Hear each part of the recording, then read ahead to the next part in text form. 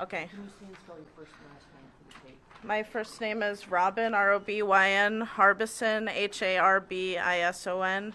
I'm with the Minnesota Immigrant Rights Action Committee, which initiated this press conference. So I'm going to read our statement now.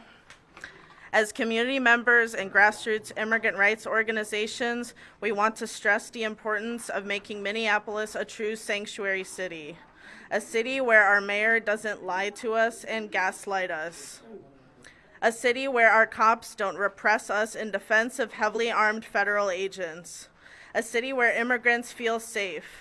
Our speakers today are here to denounce the militarization of our city and demand transparency and accountability from city leaders and law enforcement. So our first speaker is Rachel Dion Thunder from Indigenous Protectors Movement.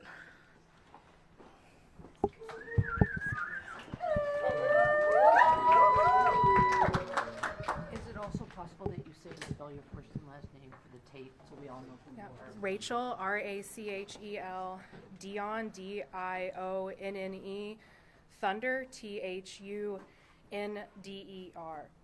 So I'll say Tanse, good afternoon. My name is Rachel Dion Thunder, and I'm here today representing the Indigenous Protector Movement and community members demanding accountability and the truth from the city of Minneapolis for its role in the June 3rd's coordinated federal raid and known presence of ICE on East Lake Street in South Minneapolis. We stand here on the unceded land of the Dakota people. As Indigenous people, we have existed on this land since time immemorial. No one is illegal on stolen land. Yes. And migration is our natural right. Yes. Our people, as Indigenous people, have existed for thousands of years, longer than these so-called borders have existed over the past couple hundred of years. Recently, Minneapolis had declared to be a sanctuary city, with Mayor Frey publicly committed to not cooperate with ICE or allow our police department to be used against immigrant communities. And that promise was broken. Yes. Yep.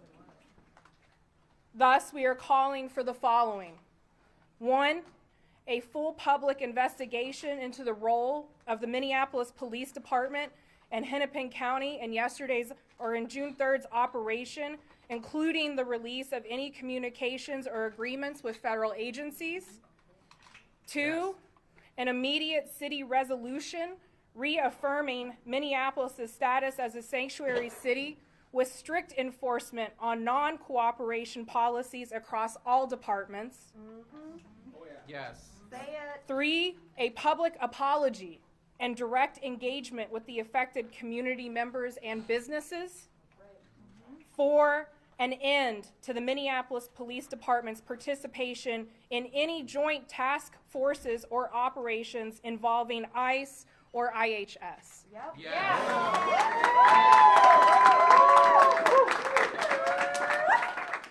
Thank you. Are we gonna vote you out, buddy? I'll wait, actually. It's worth it, right? Next, I'm going to introduce Pablo Tapia from Asamblea de Derechos Civiles. That's his introduction. Hello, my name is Pablo Tapia, Pablo Tapia Mendoza. I'm the Executive Director for Asamblea de Derechos Civiles. We are a immigrant-led organization in Minnesota, and we've been organizing, our leaders have been organizing for over 30 years, and we have never seen something like this before. Once they attempted with the park police out in South Minneapolis, and we demanded that they stop that, and they did it. And we broke the relationship with back then INS and the park police. Well, this time is no difference. The only difference is that the times. 2025, and it feels like 1825. People being persecuted. But what is most offensive, according to the conversations that I had with some leaders and members of our Latino immigrant community, and some of them immigrants but non-Latino, is that it was an offense the way they operated on the streets of on Lake Street. It sent the wrong message to the whole United States. It sent the message that communities of color are dangerous, and we need to use tanks and people dressed up in costumes as militaries. And that's a shame. That's a shame, because our communities, all communities of color and all communities abroad, we are communities of love, and we love each other. And we also want to thank the community that pushing back Tuesday morning and show that we are resisting. We've been resisting for more than 300 years. And we're going to keep resisting long after we're gone if things don't change. So I read some of the statements of some of the public officials, like the mayor, saying that the ICE did not get involved and all the stuff. We don't believe that statement. It's a lie. Exactly, it's a lie. So we demand that they cease working with ICE forever, and also we demand an apology to a whole community publicly, especially to those that got pushed and shot and got gassed. They should be receiving an apology from the public officials of the city of Minneapolis. So with that in mind, we are a community of love. We are open to a dialogue, and we will wait to see that the dialogue happens. So you will hear from us, Mayor Frey and Chief of Police O'Hara. And to all the people, power to the people. Amen.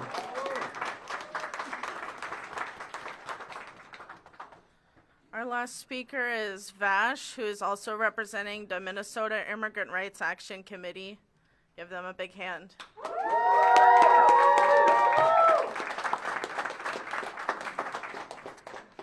Hello, my name is Vash, V as in Victor, A-S-H, Lamp, L-A-M-P-E. I am a member of, L-A-M-P, I can spell. I am a member of MIRAC, the Minnesota Immigrant Rights Action Committee. There has been a lot of media coverage over the past 48 hours regarding the events that occurred on Tuesday, June 3rd. And I'd like to take a moment to help clarify the facts of the situation as someone who was there in person. It is a fact that over 60 agents came to Lake Street on Tuesday with bulletproof vests, military-grade weapons, armored vehicles, faces and badges covered, and were fully prepared to harm anyone who questioned their authority to do whatever they wanted as they saw fit. Shame.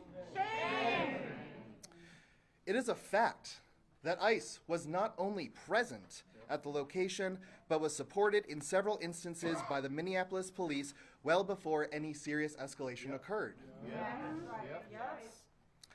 It is a fact that even though only one specific business was, quote, targeted, the entire community experienced the trauma that came with this cowardly and reckless display of stupidity and violence. Now I know that Mayor Frey, Chief O'Hara, and Sheriff Witt are doing their best to justify this act of terror by clinging to technicalities. They are saying that because it is not technically an immigration raid, the public should not worry about several units of ICE agents with assault rifles storming into immigrant communities. They are saying that it is the rumors of the ICE raid that caused Tuesday's escalation, and that it had nothing to do with officers actively seeking community members to assault, threaten, hurl into vehicles, and shoot with chemical deterrents.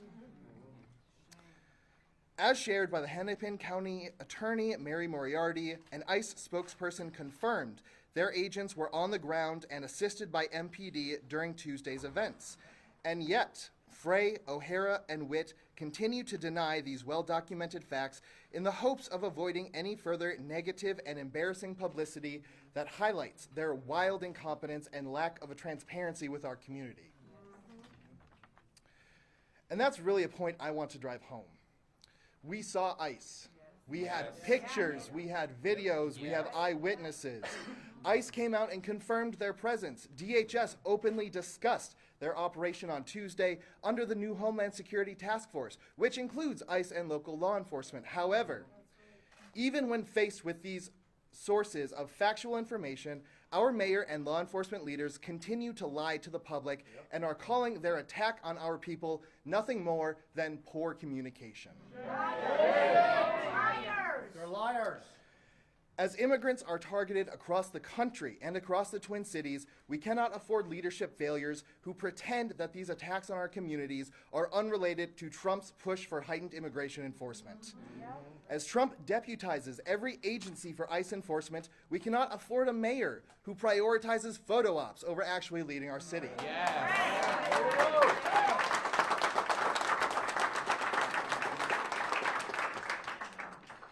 As Trump, Frey, Witt, and O'Hara utilize violence against our friends, families, and neighbors, we cannot sit quietly and hope that this all simply passes over.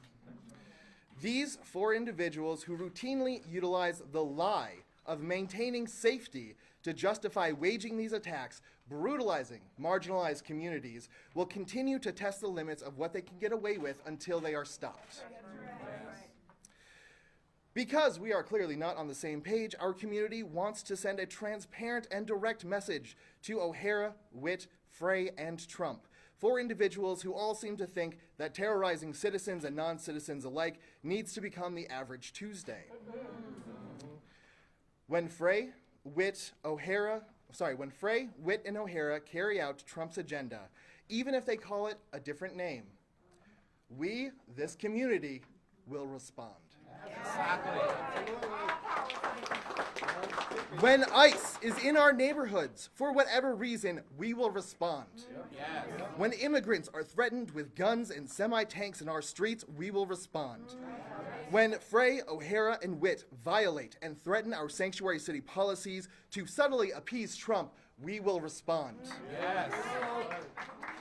There is no amount of police violence, military force, or political PR tactics that these four can engage in that will result in the people of our community surrendering to this vile and racist agenda.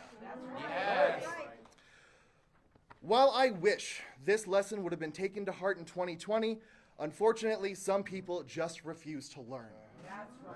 Unfortunately, some people choose to believe that immigrants and people of color are easy targets who don't deserve to have peace and safety. Some people choose to believe that they can carry out attacks on us without repercussion. Some people are just insistent on learning the hard way. So let me wrap this up by extending a greeting from our community.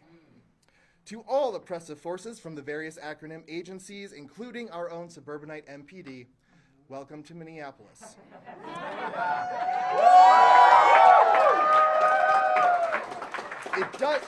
It does not matter if you were sent here by Trump, Frey, Witt, or O'Hara to harm us. If you show up, we will too, and we'll see you in the streets.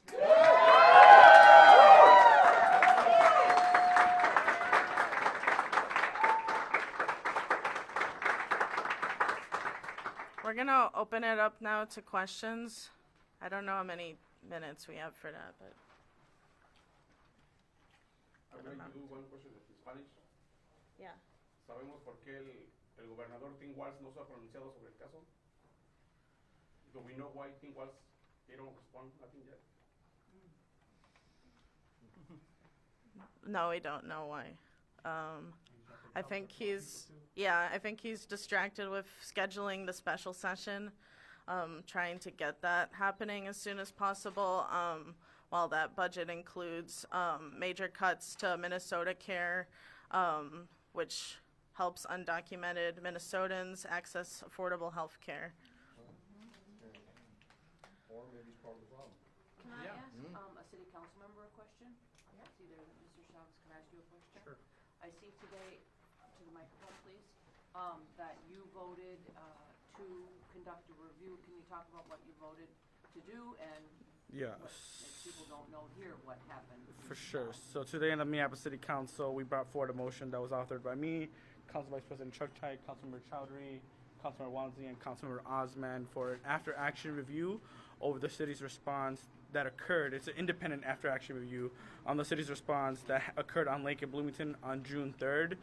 That response is a request to the city auditor that gets to make the ultimate decision on if they're going to take over the case, and then they will present that information back to the city on July 30th at the latest. And that was a request that we made. So that was approved unanimously by the city council. That's one of the requests that community members are making today, and that we were able to pass because it's clear that we need to get answers, and the answers that community are getting are not sufficient.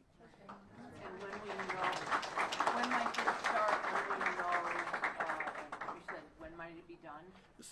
The timeline we put was July 30th to the appropriate council committees and publicly notice as well. And what are you hoping to get from that review? What do you think it might show? We know that ICE was present in our community regardless of the gaslighting that city officials are saying.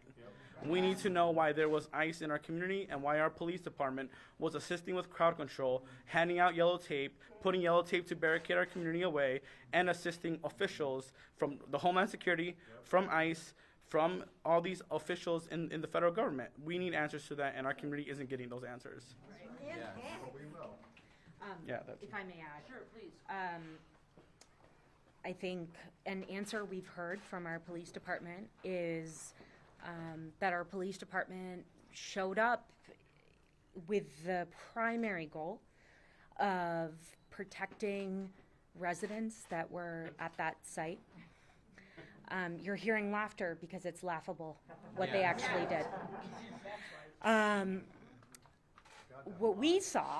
What I saw as a person that was there alongside hundreds of other Minneapolis residents, outsiders, is federal agents attacking people in our community with assistance at times from Minneapolis Police Department officers, but no Minneapolis Police Department officers standing up for our residents. So I think we hope to get an answer to exactly what the nature of the role that our police department was there to carry out was. And just to follow up, if there ever is another situation like that, where they had a operation federal, is the hope, A, that, well, obviously you wouldn't do it, but B, if it's a criminal thing, that you're told or someone in the community is told so that you can, I'm just, in the future, this could happen again. The community deserves answers, right? There was a lack of communication no matter what the instance was on June 3rd, and there could have been better communication from all levels of government into what was happening to our community. What you saw is that when the Minneapolis Police Department arrived on scene, that's when things escalated. Because our community is being told that we do not support ICE, we do not collaborate with ICE, we do not do the federal government's work for them, and what we saw was something different. And that's where the frustration came from the community in South Minneapolis. And that is something that needs to be fixed and addressed, and it starts with accountability with this thing that we passed and showing what happened. Because clearly, this isn't the only time that our community is going to be impacted, and when this happens again, if the city responds the same way, that is wrong. So, yeah.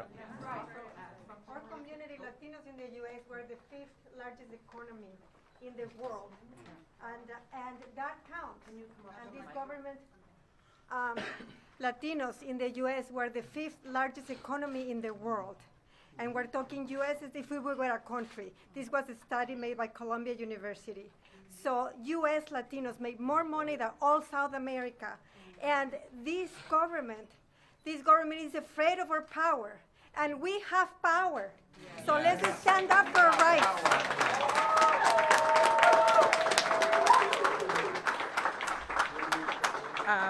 Hello, everyone. I'm Councilmember Robin Wansley.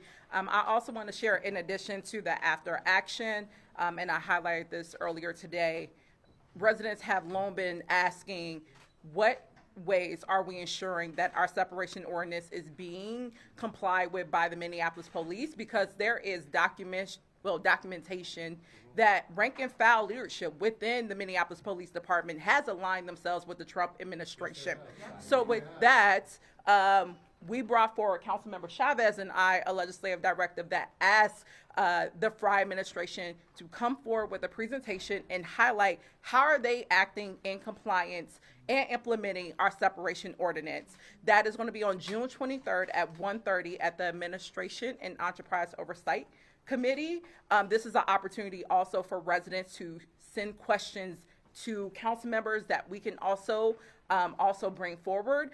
My office is also more than happy to add a public comment period in addition to that item so that you all can share those questions directly with the Frey administration. So I just wanted to share, in addition to the after action, we have another opportunity for accountability and transparency around this matter that same week. How does this get resolved? What does this end with? What is the end goal here? Well, accountability, it's all about Please, in accountability. front of the microphone. It is all about accountability, and that we need to have safe communities, without the fear of being feeling persecuted, right? So that's the end goal, have loving communities, and just walk down the street without being fearful of that you're gonna be attacked by some Nazi. That's all it's about. Pablo, Yeah. Pablo, I'm going to do a question in Spanish. Como líder latino, ¿qué significa para ti la presencia de Jacob Frey ayer en la calle Lake diciendo que todo estaba bien? Well,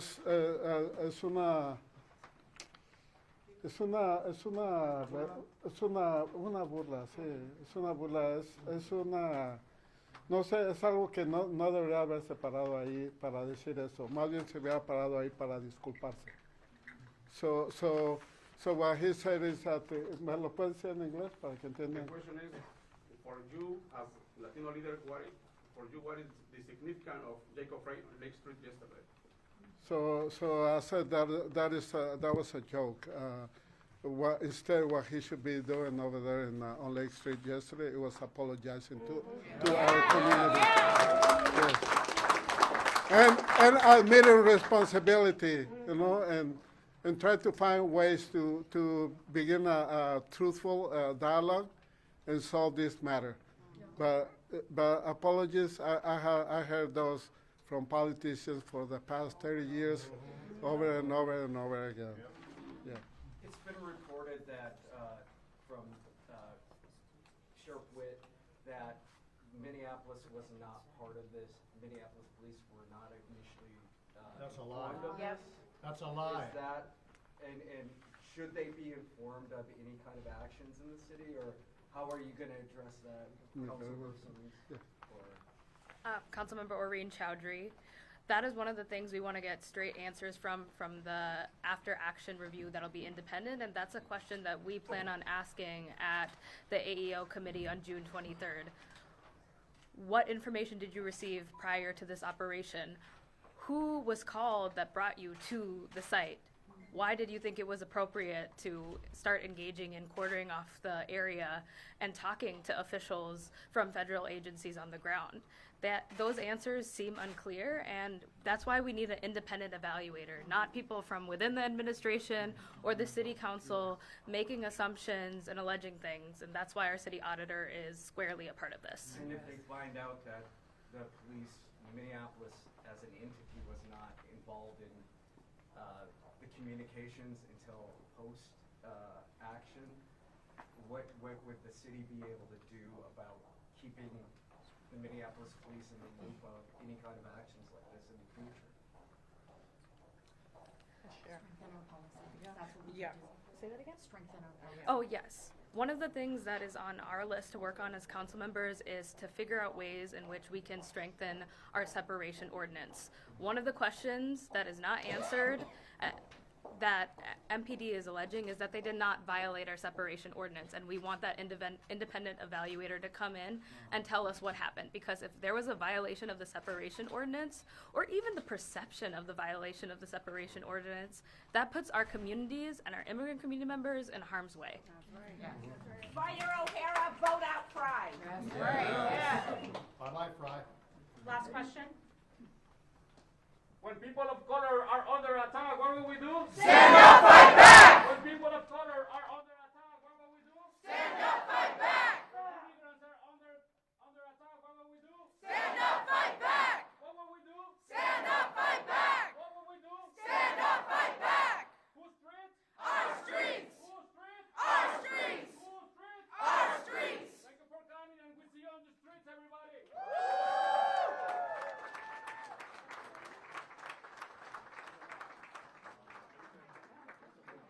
Can I say one final thing? It's not gonna get, okay. Mirac, the Minnesota Immigrant Rights Action Committee.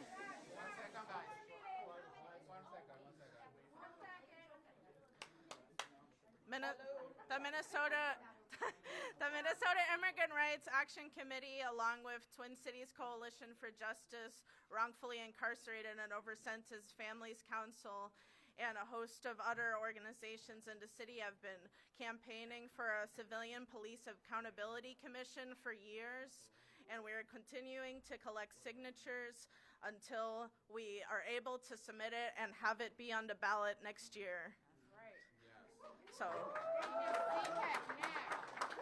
So this movement will keep going, and we will not stop, and we will not rest until we have community control of the police. Thank you.